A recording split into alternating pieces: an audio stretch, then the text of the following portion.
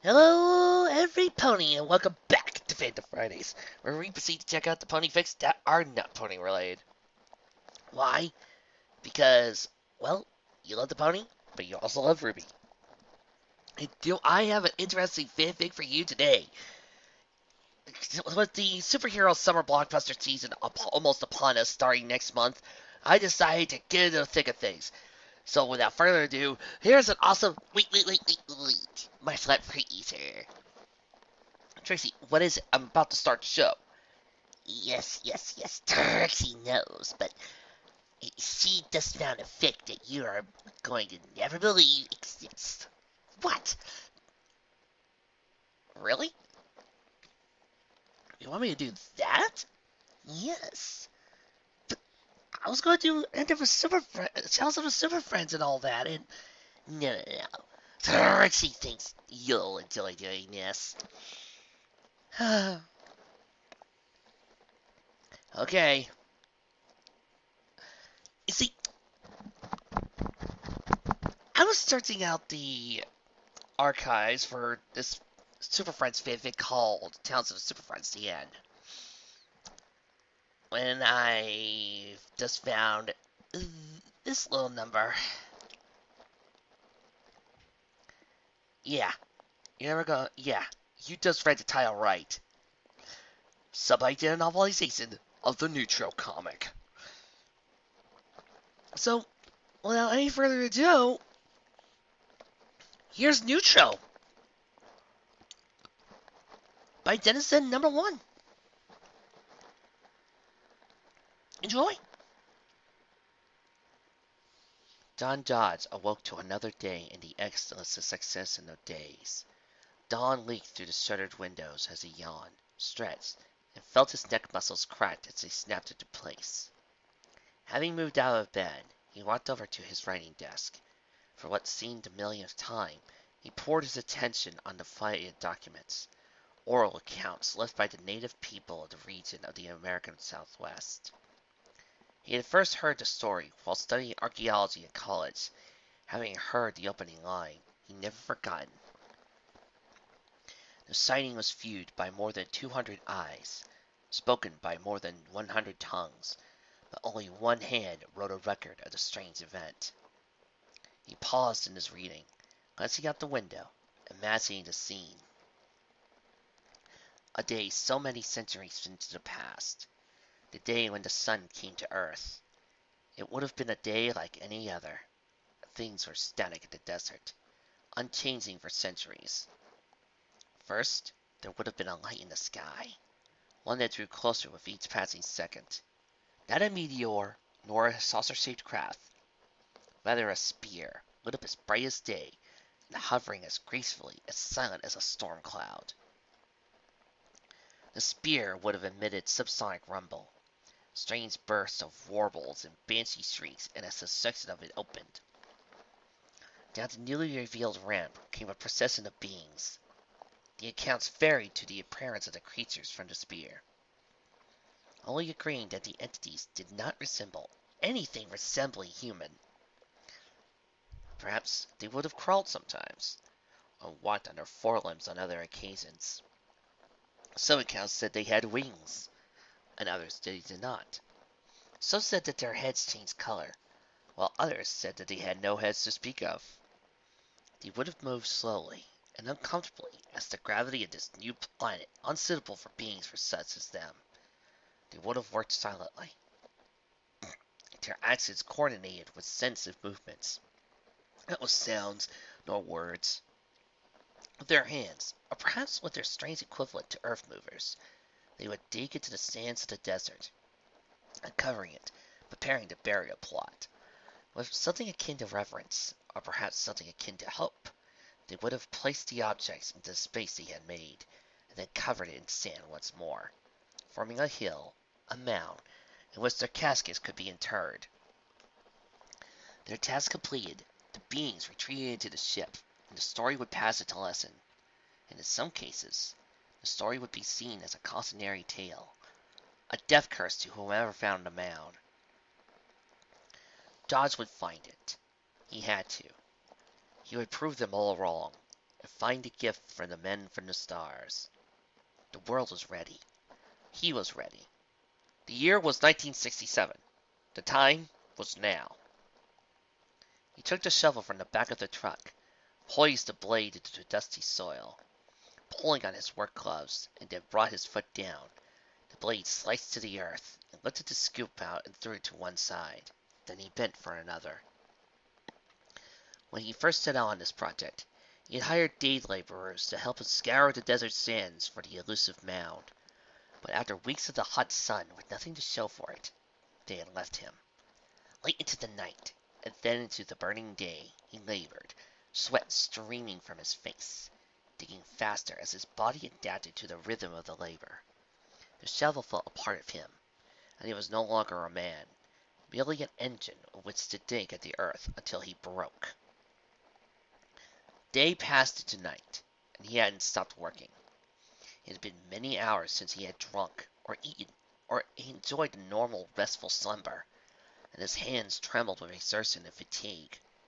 He ignored it, and worked more furiously, straining now, flailing away, spewing dirt over his shoulder as he tossed it.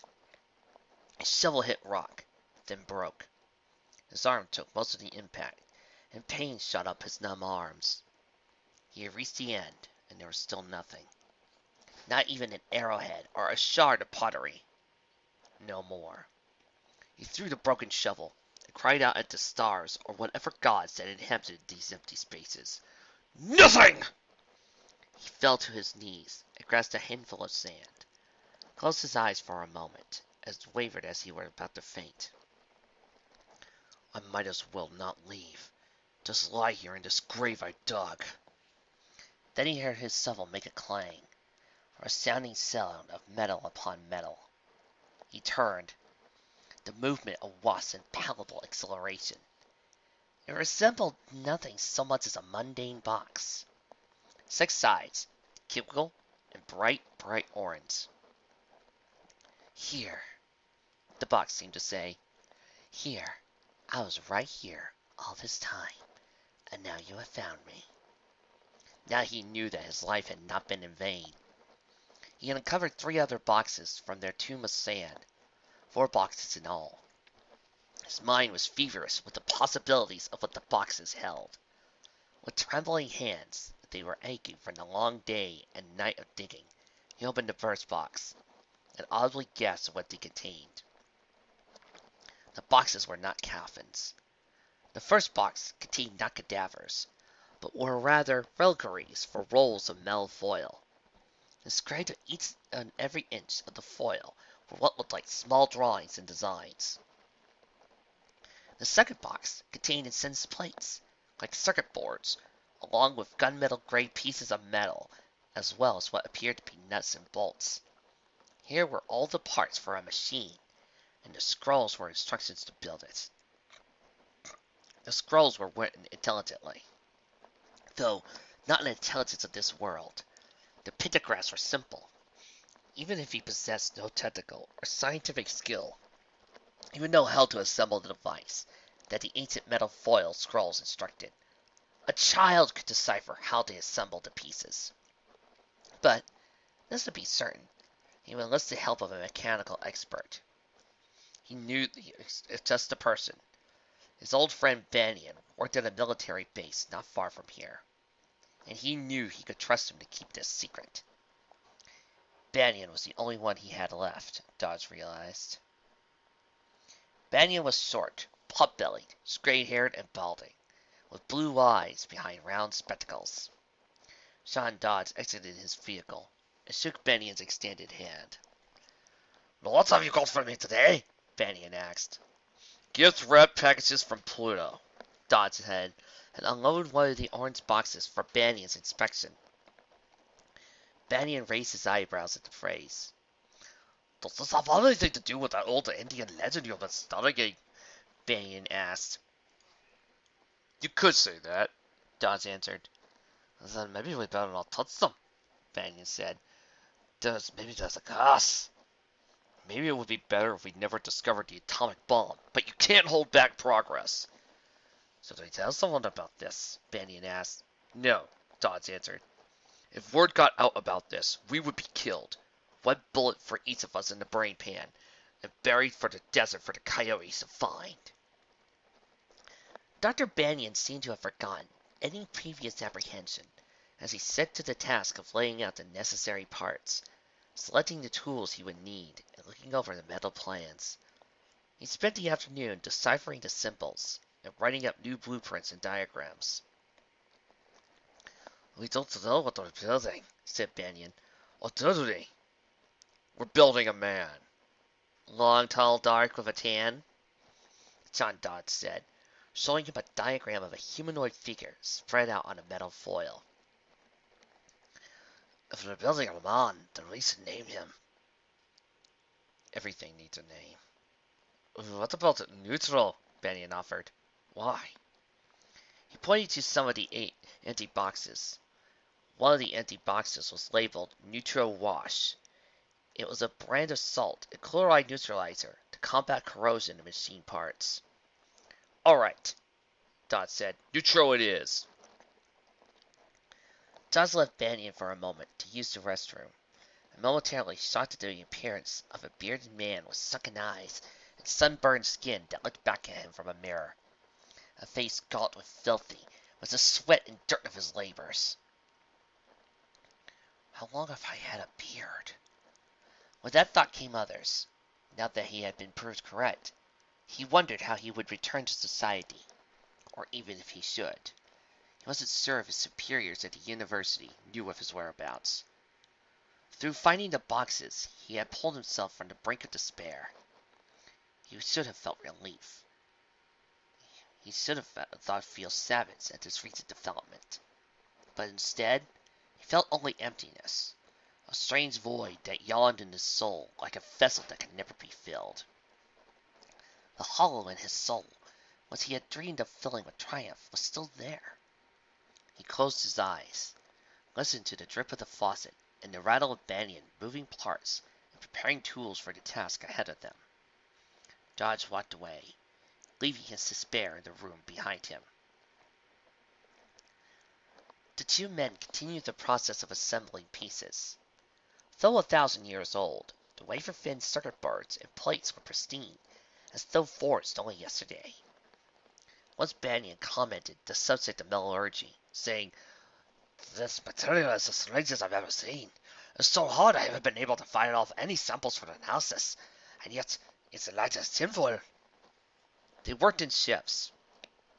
Dawes' presence kept it relatively secret at the base. When Banyan was called away to perform other tasks, Dodge would work, and then sleep when Banyan returned.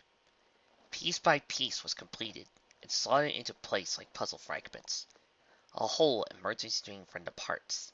When the work was finished, the construct stood before them in the lights of the workshop. Wherever it came from, whoever constructed its intricate systems, whatever its reasons for being, these and countless other questions were forgotten as Dodge and Banyan viewed the incredible machine they had fabricated. It stood about 8 feet high. Its proportions were surprisingly human. 2 arms, 2 legs, a stocky torso, and a head. Even the head of the robot was human-like. His elbows, shoulders, and knees were scalloped and pointed. His feet had 5 flexible metal toes each. His long fingers had 2 joints, and his thumbs 1. His limbs appeared to bulge with musculature. His belly was flat and corded. Its face was that of a gargoyle, with 2 horn-like fins to either side of its head. It had no apparent mouth, thus it must scream. Instead, there were a series of vertical slits running down the lower portions of its face, down to the end of its jaw. Its eyes were like sunken sockets, small sensor ports in their centers, which, when turned on, wiggled and jutted with forks of electricity. My God, Dawes thought, he's beautiful. Deciding that the robot looked dull, Banyan instead said he received a paint job, and so he spray painted Neutro's feet and hands color red, while the rest of his body was painted a royal blue. The next morning, John Dodge stared into the robot's eyes, while John Banyan tightened some bolts in Neutro's midsection don't see any intelligence in those eyes, but I could be wrong. Neutro has a distributed network of axons and sensors, but nothing centralized, Banyan explained. He receives all his instructions from an external source, but he has nothing to think with. You mean Neutro has no brain?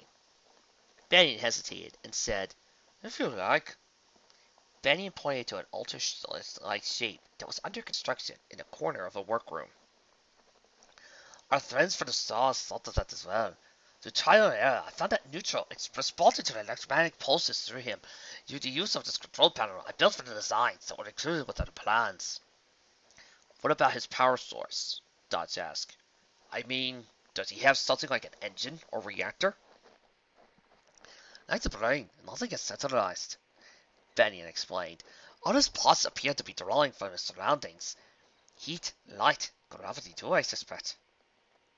Is he ready? Banyan smiled. Yes, I do believe he is. Banyan keyed in commands. Neutro walked with them back to the pickup truck. To conceal his massive form, they covered him in empty, brown cardboard boxes.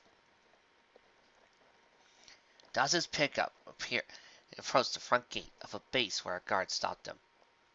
As Banyan showed the guard his verification, the guard asked, So, you're transporting Neutro? What? John said, startling. Neutro!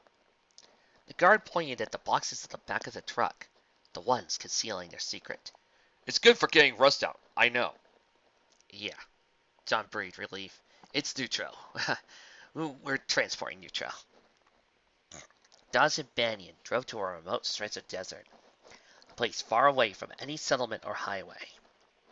And, utilizing the control console, Neutro was put through his paces. First, the two men tested Neutro's strength. They placed a steel girder in front of him and keyed the correct sequence of keys on the console.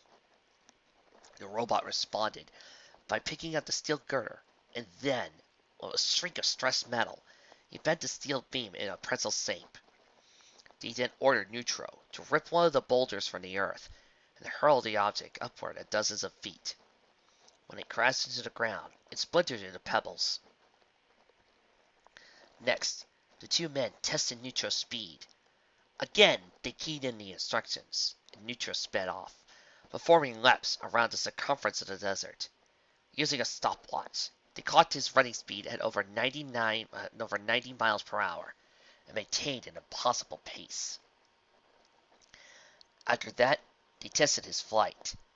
They found that Neutro could fly at Mach 2, though it was too fast for the stopwatch to do a proper reading. His flight was also without visible propulsion and with no sonic boom. The most shocking of all were Neutro's weapons. From his eyes and figures, Neutro could project a type of energy never seen before. Like the boxes his parts had come in, the ray's color was a bright orange that sheared after images upon Dodge's vision, and he could easily turn a desert boulder molten with just a single application. Dodge's mouth opened in a silent astonishment. It seemed so strange that the energy, fiery and blazing, was silent. So blinding, it should have been deafening as well. But the only sound was that of the boulder sizzling as it liquefied. While Banyan speculated that everything Neutro did was a warping of physical laws, he moved and manipulated gravity for such things as flight and strength. Banyan ended. I tested the potential energy in his circuits. It hadn't gone down. Instead, it's gone up. Once he's been activated, he'll continue to get stronger. The more energy he's exposed to, and that's not half of it. Think, man, if we found out how he does it. Banyan spent the rest of the drive back to the workshop, tugging excitedly at the new technology that could be developed. New materials that absorbed energy, new ways of supersonic flight, gauntlets that could increase the strength of the arm. But Dodge was lost in his own speculation about what the two men had just witnessed, and kept silent as Banyan talked, his mind frozen with shock. How powerful was Neutro? What more could he do? As laying in bed, he could not stop thinking about the 4 crates. There had been 4. Idly, he wondered if perhaps there was some significance to the number. To the Japanese, the number 4 death. That night, John dreamed. He dreamed of Neutro. He dreamed about the end of the world. Neutro walked out of the military base during a moonlit night. The alarm was sounded. Soldiers in green uniforms fired upon him with armory rifles, with tanks, with grenades and motors. To no avail. Neutro didn't even flinch when struck, as though he was a man walking through a light rain. He walked slowly forward, one foot in front of the other. Metal fences and barbed wire barricades could not hinder him. Bullets continued to fly, singing noisily as they ricocheted off the impervious surface of Neutro's hide. In response, Neutro unleashed his terrible main weapon. Dozens of men died in an instant. Neutro flew across the sky, eventually arriving at Washington, D.C., the White House specifically. Neutro raised his hand, though the word raise was too slow of a word to describe it. One moment, his arm was down. The next, he was pointing at the White House. A massive bolt issued forth, and the building was reduced to charred cinders. Next, Neutro was at the bottom of the Atlantic, his every ponderous step unleashing clouds of silt. With two hands, he grasped the transatlantic cable and pulled the steel wiring apart with a silent snap. The world would be without communications when he came for it. The submarines that came to stop him were batted aside, and the whales and giant squid and mighty leviathans of the deep were nothing before his wrath. He saw the mushroom cloud of man's greatest weapon unleashed upon his greatest enemy, and Neutro strolled through the nimbus of the sudden onslaught like a man enjoying a cool spring shower. The blast only made him stronger. It fed him the heat and light that Neutro needed to sustain his power. The robot fired back the energy with a vengeance, to use it to incinerate more lives and destroy more works of man. Having absorbed the total energy output of the atomic blast, Neutro was a now massive, imperious giant, silhouetted in the flames of a burning city. Phantom jets attacked him. In a gesture that was almost casual, Neutro lifted a gargantuan hand. Beams of orange energy blasted forth from the thumb and pinky finger, turning the jets into streaks of flame as their jet fuels ignited. Neutro destroyed New York. Neutro destroyed Moscow. He turned Peking into an inferno, and London, Paris, and Rome to powder. He destroyed large cities and small villages. Sometimes, he denied his to blast his victims with energy. Other times, he crushed them underfoot, or snatched handfuls of them to squeeze between his metal fingers, or fling like rag dolls into the air. In another vision, he saw Neutro stand upon the burning remains of an aircraft carrier, and from its deck he aimed his rays upon entire flotillas of ships from all nations, east and west of the Iron Curtain. All men were now brothers in suffering, all people united against the common threat of Neutro. But in unity, they were as nothing compared to this product of alien science. John now saw Cape Canaveral, and a hastily assembled space ark upon a lens pad, where masses of helpful survivors attempted to board the shuttle to flee the Earth to escape from Neutro's omnipresent wrath. Such was not to be. The robot showed himself on the launch pad. Soon the shuttle went up in flames, its fuel igniting in a glorious fireball. Neutro turned his blast upon the thousands of helpless refugees gathered there in the faint hope of escape. But now there was no hope. There was nothing. Only black ash and the promise of death. The weapons of man could not drive him away from the task Neutro had come to perform, and its science could not devise a way to escape him. Neutro was power incarnate, and power unstoppable. He saw Neutro crack open the oil wells of the Middle East, and with a single blast from his eyes, the robot ignited them. A third of the world became a lake of eternal fire. He saw Neutro walking across the African field, having annihilated all of humanity. Now he destroyed animal and plant life. He saw Neutro incinerate a herd of elements into a tard of mountain flesh. He was then set upon by a pride of lions, who futilely attempted to maul the giant robot. It lasted a few seconds before joining the elephants in death. Where he passed trees, they writhed and slumped, their cells dying, bursting and liquefying under an aura of deadly energy the robot emitted. He saw Neutro tunneling into the earth, traveling through the crust of the mantle. No, it's burst through the crust, skedaddle through the mantle, and then bore to the core.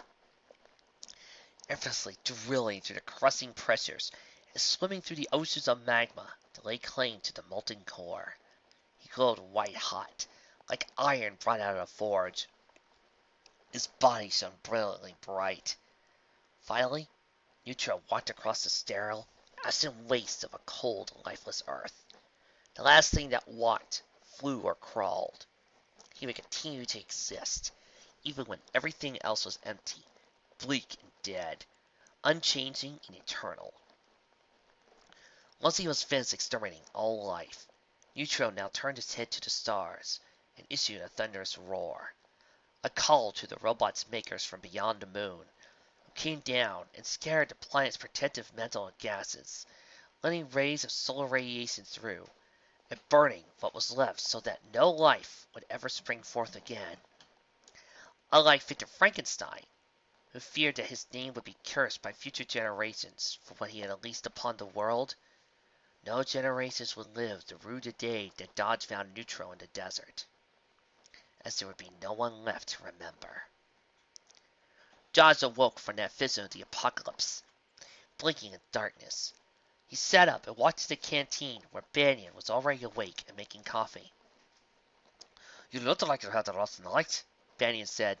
"Did you dream of Neutro?" Dodge said nothing, allowing Banyan to speak further. "I dreamed that he was on a rail." "What?" "Yeah," Banyan continued. "He was riding it like a horse, and he looked like he was enjoying himself. He was also racing with cheetahs across the African plains and defending us from the lads.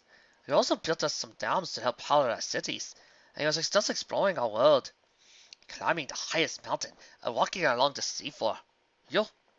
"Yeah, I had a dream about Neutro." Dodge began. "Paul," he began, "maybe you were right. Maybe we shouldn't have assembled Neutro. He shouldn't exist. Neutro is a power greater than any now on Earth, but it's a power that simply destroys." "But you said we can't hold back progress." "I know what I said," Dodge interrupted, shifting his feet. "I realize now that Neutro is far more than a robot. He is the most powerful thing that the world has ever seen, far more destructive than any atomic bomb. If he fell into the wrong hands, if he went amok—" John paused and choked out the words. "He could kill everything on Earth." Banyan said nothing. Dodge continued. There was a moment of silence. Banyan didn't reply, but he didn't need to. The older man shrugged, picked up a wrench and a small pair of pliers. The two men walked back together to the workroom, where they had left the robot standing the night before. Neutro was gone. Okay, that was a creepier end. Well, I suppose there's a review. Excuse me one sec. There's somebody at the door. Trixie, remind me to build up the security. No problem. I don't believe it. Hello there! Dr. Insano? What are you doing here? Me? Seems that somebody up there stole my prized robot Neutro again, and I was wondering if maybe you could help me find it. Well, I would love to, but I'm busy doing a review, and I can't really spend any time helping you out. Besides, this show's not really meant for sketches, because nobody here can see me, and I haven't been to Pony Creator yet to create my OC so people can see me floating around and talking. Oh. Well, would you perhaps know somebody who might be able to help me find Neutro? Scribbler. Go bother Scribbler. Very well. I'm sorry, Scribbler, but what was I going to do? He's Dr. Insano. He's a mad scientist. I couldn't have him mess around with my equipment. This fic, I gotta admit, it's pretty an interesting concept and it was pretty dang good. I suppose talking about this fic means talking about my opinions of Neutro as a whole. Well, I gotta admit, the comic creates an awesome premise. One beautifully done. It has, well, good intentions. Just reading it, I feel like I was checking out the beginning of either something like Gigantor. Awesome scientist creating a beautiful machine of robotic history, and now had to face down evil villains that had to conquer the mighty machine to take the world over. Or a really, really good B sci-fi flick. Can you imagine? I mean, look at the cover art of the issue itself. It looks like a freaking monster movie. And just for the description, it works. I would love to have seen it. I also love all the descriptions of what Neutro could do. Like, behold, this thing can ride whales! He can wrestle dinosaurs! This all gave us an excellent setup, only to find out it went for only one issue, and that was it. That really teases me off. This story manages to take the issue and describe to us in visual style.